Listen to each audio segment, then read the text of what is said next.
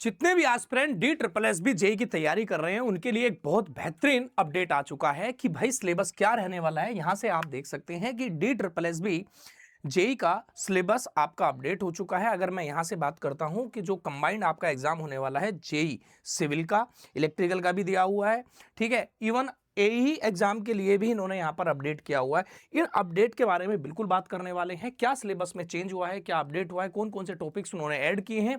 इसके साथ साथ इससे पहले आपको जानने की जरूरत है कि भाई हमारी वैकेंसी की एक्चुअल में कंडीशन क्या है, कितने फॉर्म फिल हुए हैं, कितना वैकेंसी है। तो एक बार मैं थोड़ा सा आपको वो भी दिखा देता हूं।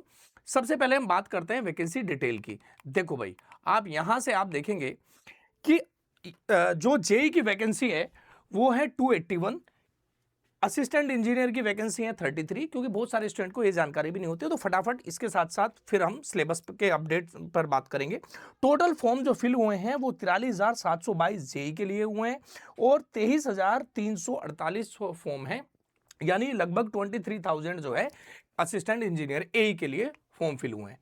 बात कर लेते हैं, ये पोस्ट कोड आप देख सकते हैं 80226 असिस्टेंट इंजीनियर जल बोर्ड में वैकेंसी ऐसे ऐसे इस तरीके से 32 वैकेंसी निकला हुआ है। ओवरऑल हम जेई की बात कर लें तो जेई के लिए दिल्ली जल बोर्ड और आपका एनडीएमसी में यहां पर 180 और 101 वैकेंसी है। फटाफट देख लेते हैं एई के कितने फॉर्म फिल हुए हैं। आप देख सकते हैं एई के जो फॉर्म फिल हुए हैं बच्चे, यहां से ये हुए हैं आपके 23,300 के आसपास, और जेई के लिए जो फॉर्म फिल हुए हैं वो आपके 43,000। तो टोटल जो है यहां पर जो फॉर्म फिल हुए हैं यहां पर आपको देखने को मिल रहा है इतने टोटल फॉर्म फिल हुए हैं। उसके बाद हम बात कर लेते हैं फटाफट कि भाई यहां पर वैकेंसी की डिटेल क्या है। देखो, जो जेई की वैकेंसी है, जो जूनियर इंजीनियर की वैकेंसी है सिविल के लिए, वो दो ही डिपार्टमेंट में है, दिल्ली जल बोर्ड और एनडीएमसी। अगर दिल्ली जल बोर्ड के लिए बात करें तो एज 30 ईयर से ज्यादा नहीं होनी चाहिए। इसमें डिग्री होल्डर भी एलिजिबल है, डिप्लोमा होल्डर भी एलिजिबल है, बट एक्सपीरियंस यहां पर 2 साल का चाहिए जो डिप्लोमा होल्डर है। दूसरी बात कर लेते हैं कि एनडीएमसी में आप 18 टू 32 ईयर्स के बीच आपकी एज होनी चाहिए और 3 ईयर डिप्लोमा आपका कंप्लीट होना चाहिए। ए के लिए सीधी सी बात है कि भाई यहां पर आपको डिग्री होल्डर होना जरूरी है, यहां पर जो है डिग्री एलिजिबल है आपका। ये पोस्ट कोड दिए हुए हैं। इसके साथ साथ बात कर लेते हैं कि भाई सिलेक्शन प्रोसीजर क्या रहने वाला है। इसमें क्या होगा कि एक तो आपका एग्जाम होगा और उसके बाद फिर आगे डॉक्यूमेंट वेरिफिकेशन होगा, एक सीबीटी टेस्ट होगा स्टेज 1। अब सीबीटी 1 जो एग्जाम होगा उसी में अलग अलग सेक्शंस दिए हुए हैं एज पर सिलेबस, उसी के बारे में आज हम मेनली बात करने वाले हैं। फटाफट एक बार देख लो कि भाई जो आपका पेपर होने वाला है उसमें 100 क्वेश्चन तो आपके रहने वाले हैं नॉन टेक्निकल, चाहे उसमें आपका जनरल अवेयरनेस है, जनरल इंटेलिजेंस है, अरिथमेटिक न्यूमेरिकल एबिलिटी है, हिंदी इंग्लिश, ये मिला के टोटल 1 मार्क्स के रहने वाले हैं 100 क्वेश्चन। और जो आपके 100 क्वेश्चन रहने वाले हैं वो रहेंगे टेक्निकल, जो कि हर एक क्वेश्चन जो है 2 मार्क्स का रहेगा। तो 200 नंबर का ये हो गया, 100 नंबर का ये हो गया, टोटल 300 नंबर का आपका पेपर होने जा रहा है। और यहां पर जो है 3 घंटे का आपको टाइम रहने वाला है, 1/4 आपका नेगेटिव मार्किंग है। तो इसके बारे में फटाफट हमने बात कर लिया। अब मैं थोड़ा सा आपको लेके चलता हूं कि क्या एक्चुअल में हमारे पास अपडेट आया है। देखो, आप यहां पर जाएंगे, जो है आपका D triple S B JE 2026 syllabus डालेंगे तो आपको ये साइट खुल जाएगा। यहां से जैसे ही आप क्लिक करेंगे, यहां पर ये आप देख रहे हैं जेई सिविल, तो यहां पर ये आपका जो अपडेट इन्होंने सिलेबस दिया है ये आपका ओपन हो जाएगा। फटाफट एक बार आप देख लीजिए। नॉन टेक्निकल के जो हमने पोर्शन डिस्कस किया था कि जो आपका टीयर 1 यानी जो सीबीटी 1 सीबीटी जो एग्जाम होने वाला है उसमें जो सेक्शन 1 है उसमें जनरल अवेयरनेस का ये आपका सिलेबस है।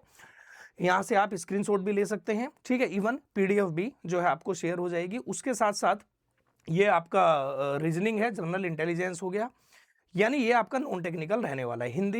हिंदी लैंग्वेज भी हो गया, इंग्लिश लैंग्वेज भी हो गया। अब पॉइंट आता है कि सर ये जो हमारे लास्ट के 100 क्वेश्चंस हैं जो कि 2 मार्क्स का एक क्वेश्चन रहने वाला है, उसमें क्या चेंज हुआ है। बेटा ध्यान से देखना सारे लोग, सिविल के लिए ये दिया हुआ है तो सेक्शन बी है आपका टेक्निकल, जिसमें अप्लाइड फिजिक्स दिया हुआ है। बड़े ध्यान से देखिए, अप्लाइड फिजिक्स दिया हुआ है।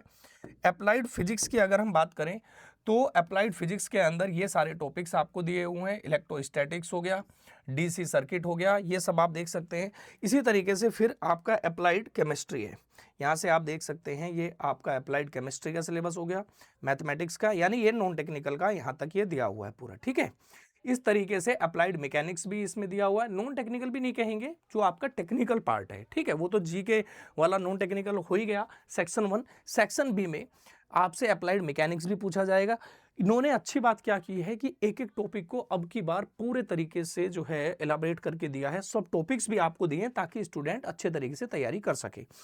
उसके बाद आता है कि भाई आपको जो है सिविल के लिए है स्पेशली, तो आपको इलेक्ट्रिकल, बेसिक इलेक्ट्रिकल के क्वेश्चन भी कुछ पूछे जाएंगे, जिसमें आपको डीसी सर्किट का basic, network theorem, elements, arrangements और ये डोमेस्टिक इंस्टॉलेशन, सेफ्टी मेजर्स, ये आपका बेसिक इलेक्ट्रिकल का पार्ट है। इसी में कुछ मैकेनिकल के भी क्वेश्चन पूछे जाएंगे आपसे, मैकेनिकल इंजीनियरिंग के। उसमें क्या क्या बेसिक बेसिक क्वेश्चन पूछे जा सकते हैं, आपका ट्रांसमिशन ऑफ पावर हो गया, इंटरनल आपका आईसी इंजन हो गया, और लुब्रिकेंट्स हो गया, पंप हो गए। पंप तो आपके सिविल इंजीनियरिंग में आप हाइड्रोलिक्स में भी पढ़ते हैं, ठीक है। आपका एयर कंप्रेसर हो गया। तो ये बेसिक डिटेल्स जो हैं, जो बेसिक ऑफ मैकेनिकल इंजीनियरिंग, यहां से भी क्वेश्चन देखने को मिलेंगे। उसके बाद कोर आपका सिविल इंजीनियरिंग का सिलेबस आ जाता है। सर्वेइंग में इंट्रोडक्शन हो गया, चेन सर्वेइंग हो गया, कंपास हो गया, लेवलिंग हो गया और प्रिसाइज लेवलिंग हो गया, ठीक है। तो इस तरीके से ये आपका सर्वे का सिलेबस दिया हुआ है। बिल्डिंग कंस्ट्रक्शन का सिलेबस देखेंगे तो अच्छा खासा जो है कवर किया हुआ है इन लोगों ने इस बार। इंट्रोडक्शन, फाउंडेशन, इवन पहले भी अगर हम बात करें तो बीएमसी अच्छा खासे मार्क्स का आता है। इंट्रोडक्शन, फाउंडेशन, वॉल, ठीक है, आर्चिज हो गए, फ्लोर, रूफ, ये आप देख सकते हैं, आपका डैम प्रूफिंग। इसके बाद जो है इन्होंने इरिगेशन का भी सिलेबस अब की बार अच्छा खासा कवर किया हुआ। Introduction, rainfall and run of, देखो ये हाइड्रोलॉजी का पार्ट है। Water requirement of crops, lift irrigation, tube well irrigation, flow irrigation, canal headway work, regulatory work, dam, water logging, drainage, पूरा इरिगेशन और हाइड्रोलॉजी का एक portion rainfall and run of cover किया हुआ है। तो हाइड्रोलॉजी में आपको रेनफॉल और रन ऑफ कवर करना है, बाकी इरिगेशन पूरे तरीके से इन्होंने दिया हुआ है, पूरा पढ़ के जाना है। हाइड्रोलिक्स का भी सिलेबस पूरा डिटेल में दिया हुआ है। उसके बाद जो है आप देखेंगे तो ये जो इन्होंने सिलेबस दिया है, इससे ही हमें इंपॉर्टेंस का भी पता चलता है।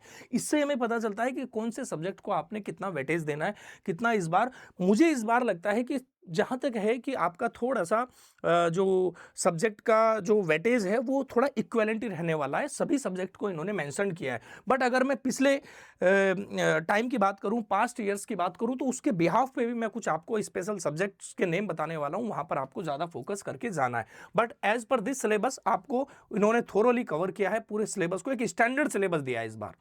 कंप्यूटर एप्लीकेशन के लिए ये आप देख सकते हैं, बेसिक जो बेसिक कंप्यूटर का आप पढ़ते हो वो पूरा डिटेल में दिया हुआ। अच्छी बात ये की है। कंक्रीट टेक्नोलॉजी का आप देख सकते हैं, इंट्रोडक्शन, सीमेंट, एग्रीगेट, ये पूरा बिल्डिंग मटेरियल का आपको दिया हुआ है, ठीक है। थ्योरी ऑफ स्ट्रक्चर के अंदर जो है आपका सिंपल स्ट्रेसेस, यानी ये सोम का पोर्शन हो गया, ठीक है। ये पूरा सोम है। उसके साथ साथ इन्होंने देखो इस बार एनवायरमेंटल इंजीनियरिंग को भी पूरे तरीके से कवर किया है। Environmental engineering 1, quantity of water, sources of water supply, intakes और convenience of water, quality of water, sedimentation, filtration, disinfection, storage और system of waste water engineering भी पूछा हुआ है। तो सैनिटरी भी पूछा हुआ है, स्टॉर्म सीवेज, फ्लो सीवर्स भी पूरा पूछा हुआ है। तो भैया इस बार इन्होंने देखो एनवायरमेंट भी पूरा इन्होंने कवर किया है। Construction of maintenance of sewer, disposal of sewage, environmental engineering को इस बार इन्होंने पूरा कवर किया हुआ है। एयर और नॉइज पोल्यूशन को भी इन्होंने इफेक्ट्स और कोजेज पूरे डिटेल में पूछा हुआ है। कंस्ट्रक्शन मटेरियल की बात कर लेते हैं। मटेरियल वहाँ कंक्रीट टेक्नोलॉजी में भी इन्होंने एग्रीगेट और वो कंक्रीट टेक्नोलॉजी का सिलेबस दिया हुआ था, और कंस्ट्रक्शन मटेरियल का भी अलग दिया हुआ है। तो वही मैं आपसे बोल रहा हूँ कि आपका जो ये आरसीसी वाला पोर्शन है, आरसीसी हो गया आपका, कंक्रीट टेक्नोलॉजी हो गया, बिल्डिंग मटेरियल हो गया, तो और हाइड्रोलिक्स हो गया, एनवायरमेंट हो गया, इरिगेशन हो गया, तो ये इन्होंने जल बोर्ड के अकॉर्डिंग। और एनडीएमसी में क्या होता है कि भाई आपका म्युनिसिपल कॉरपोरेशन ही है, तो कहने का मतलब ये है कि वहां पर आपको एनवायरमेंट की भी इंपॉर्टेंस रहती है। सोइल मैकेनिक्स का भी इन्होंने डिटेल्ड सिलेबस दिया हुआ है, आप देख सकते हैं। डिजाइन ऑफ आरसीसी का पूरा डिटेल दिया हुआ है। तो मेरा कहने का मतलब इस बार ये है, जो नजर आ रहा है, एनालिसिस ऑफ स्ट्रक्चर्स, कि भाई आपको जो है पूरा का पूरा सिलेबस आपको कवर करना है। इवन ट्रांसपोर्टेशन में हाईवे इंजीनियरिंग का भी दिया, और कैड के कुछ क्वेश्चन भी पूछे जाने वाले। वैसे मैं आपको बता दूं कैड के बड़े बेसिक इन्होंने सिंपल डिफाइन भी कर दिया कि भाई डेफिनेशन ही हम पूछने वाले हैं, definition of various AutoCAD commands. कुछ कमांड पूछे जाएंगे जो स्टैंडर्ड कमांड्स हैं, उनको भी ध्यान में रखते हुए जाना है। ट्रांसपोर्टेशन में इन्होंने हाईवे, मेनली हाईवे को ही कवर किया हुआ है। ब्रिज का बेसिक है, ठीक है। सिग्नल्स, पॉइंट्स एंड क्रॉसिंग, ये थोड़ा रेलवे का पार्ट है। बट आप हाईवे का बेसिक भी आप पढ़ के जाएंगे तो जहां तक है आपका ये कवर हो जाएगा। स्टील स्ट्रक्चर भी देखो इन्होंने दिया है, स्टील स्ट्रक्चर का भी डिटेल सिलेबस दिया हुआ है। इसके बाद मैं एस्टिमेशन कॉस्टिंग पर आता हूं। तो भाई इस बार तो इन्होंने पूरा डिटेल्ड एक स्टैंडर्ड सिलेबस दिया हुआ है। एस्टिमेशन कॉस्टिंग का भी देखो इन्होंने बहुत डिटेल्ड में सिलेबस दिया हुआ है, एक एक टॉपिक को, सब टॉपिक्स को बताया हुआ है। तो इस तरीके से हम सबको तैयारी करनी है। अब ये जो अपडेट है ये हमको क्या बता रही है, ये अपडेट हमको बता रही है कि हमें अपने एग्जाम पर किस तरीके से ध्यान देना है। आई होप कि आपको इस सिलेबस के अकॉर्डिंग तैयारी करने में आपको हेल्प मिलेगी। एक पॉइंट और है, थोड़ा सा आपको फोकस कहाँ करना है ये भी आप थोड़ा सा देख लीजिए। ये कुछ मैंने सब्जेक्ट जो हैं, जो इंपॉर्टेंट सब्जेक्ट्स हैं वो भी यहाँ पर मेंशन किए हुए हैं। तो इसमें आप देखो सोम और टोस मेंशन किए हुए हैं, बीएमसी और सीटी, सीटी और आरसीसी ये एक साथ हो गया, और ये वाला पोर्शन हो गया, और एफएम और एचएम, इन्होंने एचएम के अंदर जो है सिलेबस को मैक्सिमम कवर किया हुआ है इस बार जो दिया हुआ है। एस्टिमेशन, कोस्टिंग, स्टील स्ट्रक्चर, इसमें आप एनवायरमेंट और ऐड कर लीजिए, ठीक है, क्योंकि एनवायरमेंट का भी इन्होंने, और एनडीएमसी है ना, तो इस बात को लेके इंपॉर्टेंस बढ़ जाती है, ठीक है। ये एनवायरमेंट का भी इस बार जो है क्वेश्चन आपको अच्छे खासे देखने को मिलेंगे। तो आई होप कि आपको सारे पॉइंट्स कवर हो गए होंगे, और ये जो अपडेट है आप तैयारी करना शुरू कर दीजिए, और इस सिलेबस के अकॉर्डिंग आपको इस बार तैयारी करनी है, ठीक है। तो मिलते हैं इसी प्रकार नेक्स्ट वीडियो में। Bye bye, take care. Even मैं आपको बता दूं, अगर कोई भी आपका पॉइंट रहता है तो कमेंट सेक्शन में आप पिन कर सकते हैं। तो मिलते हैं फिर नेक्स्ट वीडियो में। Bye bye, take care, thank you so much, have a great day.